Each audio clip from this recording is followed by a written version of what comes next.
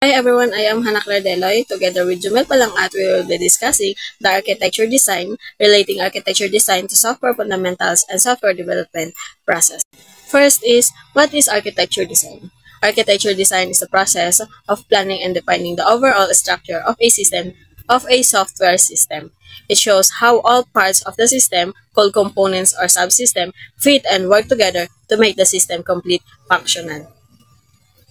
Architecture design help identify each subsystem, each role, and how it communicate and interact with others. Architecture design also serve as a bridge between system requirements on what the system must do and the detailed design on how it will be built. Architecture design is also good. Architecture makes software organized and easy to maintain, scalable, and ready for future improvement. For example, ano guys, is kanagaling sa kuan sa online shopping platforms. 'Di ba naka-organize, 'di ba ang system nila is naka-well organized man na siya, lahi ang sa user. Lahi ang sa user where kitang mga customer nga ga-browse or ga-browse or gapalit sa mga products nila. Tapos lahi pod ang sa product database which where all the product details are stored. Tapos lahi pod ang kanang sa payment system, mopilit dito whether cash on delivery ba or online payment. Tapos lahipod lang sa kanilang sa order management which tracks order, delivery, and updates. Each subsystem has a specific role and interacts with each other. The UI sends the request to the order management system. Tapos i-check dayon sa product database. Tapos mo-connect dayon na siya sa payment system to complete the purchase. So this structure ensures that the app is well organized, easy to maintain, and can be upgraded later. For example, adding a new payment option. Yan na. The next is purpose of architecture design. The purpose of architecture design is to create a clear plan or blueprint for how a software system will be built and organized. It shows how all parts of the system will fit and work together. Architecture design ensures that all components connect smoothly, helping the system work well with fewer problems. It also gives visual clarity for people involved in the project like developers, managers, and clients, so they can easily understand the system and make better decisions. The purpose of architectural design is also to guide the development team, helping them to stay consistent and maintain high quality while building the software. For example, guys, is kanagaling sa school management system. Architecture design helps everyone to understand how different parts like student records, teachers' data, class schedules, and grades will connect and work together. This make the development faster, clearer, and more reliable. The next is architecture and software fundamentals. It focuses on organizing software so it becomes more efficient, easy to understand, and maintainable. This principle includes abstraction. It helps simplify complex systems by breaking them down into smaller, clearer parts called subsystem. For example, katala po ang kuan online shopping kuan app. Diba? Mo gihapon naka-separate ang user, naka-separate ang product list, naka-separate ang product info into a different section. Modularity, it divides the software into smaller, independent modules so teams can work on different parts easily and face a problem faster. Reusability, it encourages using existing code or design pattern again to save time and keep the system consistency. Separate of concern, it keeps different functions like logic, data, and user interface to separate to make the system easier to modify and update. In short, this fundamental helps developers build a software that is organized, reliable, and easy to improve over time. Next is architecture and software quality attributes. It focuses on making sure that the software system is not only functional but also reliable, efficient, and easy to maintain. These attributes describe how well the system performs and how it can adapt to future changes. First is maintainability. The software should be easy to update or fix or improve. Scalability. The system should handle growth such as more users or larger amounts of data without slowing down, without lagging. Nga dili mo galaga. Sa performance niya is the system should work fast and respond quickly to users' actions. Reliability, the system should work correctly without errors or crashes. Security, the system must protect data and prevent unauthorized access. In short, software architecture ensures that the system is well designed and support these quality attributes, resulting in software that is efficient, safe, and long-lasting. Good day everyone. As we learned earlier, architecture design is one of the most important stages in software development. So, role in the software development process. Architecture design is pivotal in bridging the gap between the defined requirements of software and its actual implementation. It occurs after the requirements analysis phase, serving as a crucial step before entering day-to-day design, ensuring that development aligns with the overall system goals. Architecture design in SDLC phase. So first is requirements analysis, gathering and analyzing system requirements to understand user needs and constraint forming the basis for the architecture. So there is a requirement basis is diri ta magkuhan kung unsay need sa isa ka system, kung unsay kuan na users, na ba siya admin or anything na kuan niya diri. Then next is architecture design.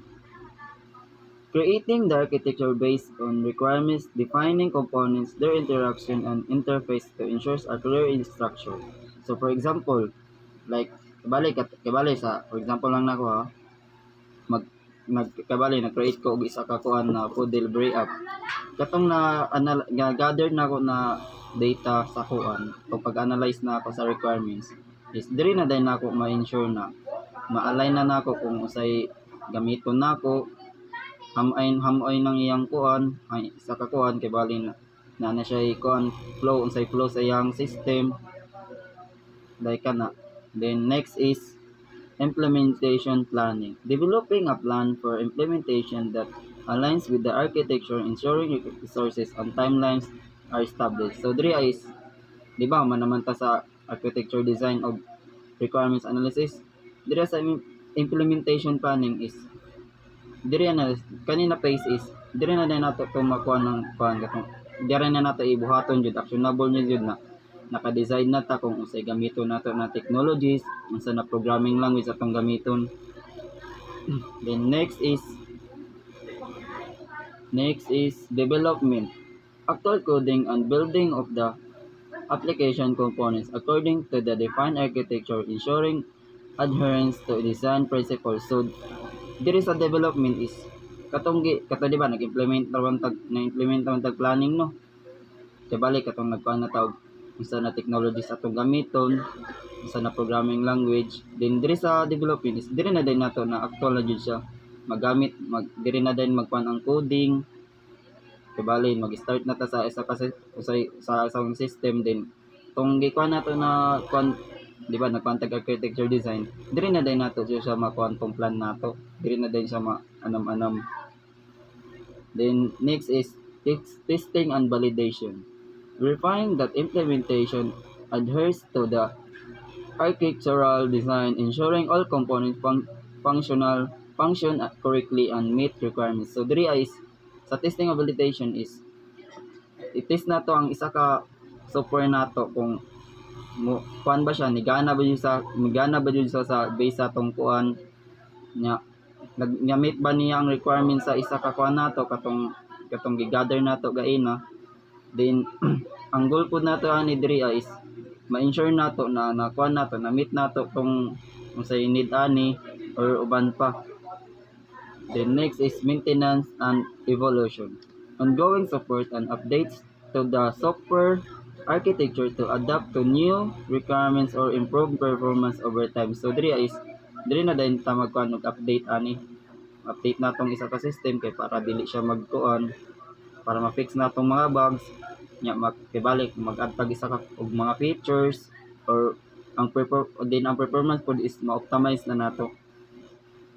Like for example katong na gilans kibali katong example na gay na is for delivery app. Ibali kung ang isa ka kaba ako developers ko kung gusto na ako mag-add og new features like magpan ko promos, bibili tracking maps or customer ratings. Ang ako ang isa ka kuan system is flexible siya to na ma-handle sa mga kuan updates without kuan kanang dili siya kuan ng system mabungkag. Like kana lang siya kabay kung mag-adlag isa ka page, mag-adlag features ba. Now let's talk about the most common architectural styles or ways to structure a system. Choosing the right style is one of the most important decisions as it affects performance, maintenance, and scalability. For example, first, layered architecture divides the system into layers like presentation, logic, and data. Second is the client-server model, separates the front end and back end. Third is the repository model, uses our central data storage. Then last is the event-driven model, reacts to user action or event in real time. So kani sila is na sila ilahi na kuan kanang nakadepend pud siya sa kuan nato sa project type nato. Like for example, sa kani application university scheduling system. To better understand this, let's look an example. Na mo ni siya. Kani siya university scheduling system. Kani siya na system is makatabang ni siya para i-manage ang class schedules, ang teacher assignments, then ang room bookings. Then proceed na ta din sa requirement space. So, in requirement space, pwede identify the main users. So, ato siya i-identify ang kung kisay mogamit like ang batang nato diri ang students, teachers ug ang administrators. So, excuse me. So, kani sila is na sila ilahi na needs. So, si kuan kay bali si students is makaview sa class schedules niya, din si teacher is kani matan-aw niya kung unsay assign na class, din si admin is muna siya ang taga-organize sa time og kuan sa assign na rooms. Then next is architecture design. During the architecture design, we decide on the client-server model. This means that the client handles the user interface, like for example sa web app na gigamit sa isa ka student. Then next is the server side manage all logic and scheduling computation. So ini siya na separation is nakakuha ni siya sa system para mas efficient siya ug dali lang siya gamiton ug i-maintain. Then next is server functionality. Server functionality, the server is like the system brain. It handles the heavy work such as generating class, timetable, checking for schedule conflicts, and updating data in real time. Like for example, kung ang student is mag-add siya og isa ka bago na subject, ang server ni is automatic lang siya na i-check niya ang kung ma-fit ba sa time niya sa schedule o i-update din niya through database. Then next is client interface. The client interface focus on user experience. It is the part that users see the interaction with usually a web or mobile app. So, diri is for example, ang student is maka-login siya, then ma-view niya ang class schedules niya, then makuha niya tong gi-request niya na schedule na iyang gi-outro. Then, kuha lang na siya, through web mobile app. Then next is database management. At the center of the system is the database, the system's memories.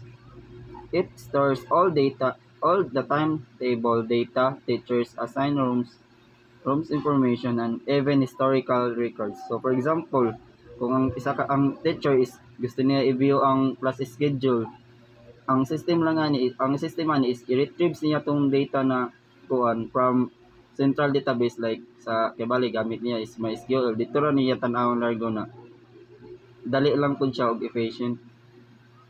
Then next is implementation and testing. So diri is katong sa implementation testing is diri na dayon nimo i-test ang isa ka system ug okay ba siya before nato siya i-deploy. Let's proceed to benefits of good architecture design.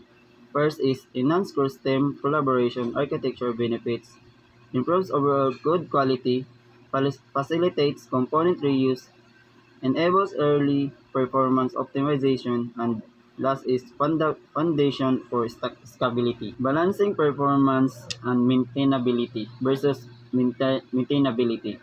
The first challenge is balancing performance and maintainability. A system that is software fast might be complex and difficult to maintain, but a system that is too simple may run slower. Like for example, in app game, kung ang developers is iyaning i-optimize ang isa ka game like i-high performance, ang code ani is mas makuan siya, mas lisod compare sa simple lang na game. Then the next challenge is selecting the right architectural style. Choosing the wrong style can affect performance or limit system work. For example, if a developer uses a simple layer design for a huge social media platform, it might slow down performance.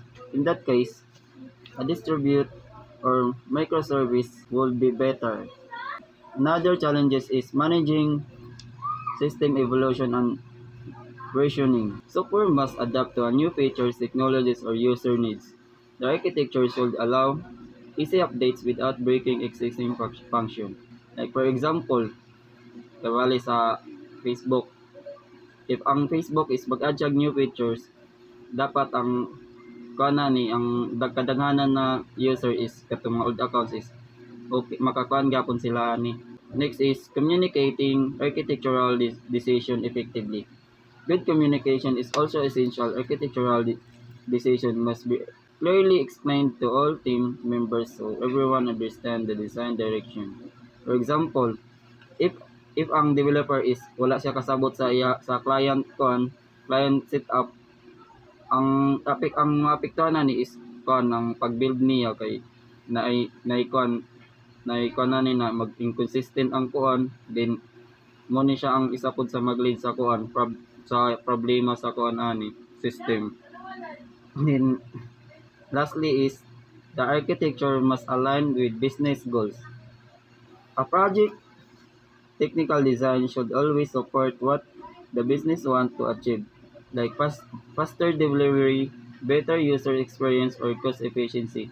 For example, if ang goal sa university is para makasave silang time, so ang teachers o students ani is mas i-prioritize ang speed o reliability o accessibility para mas siya, mas dali lang siya.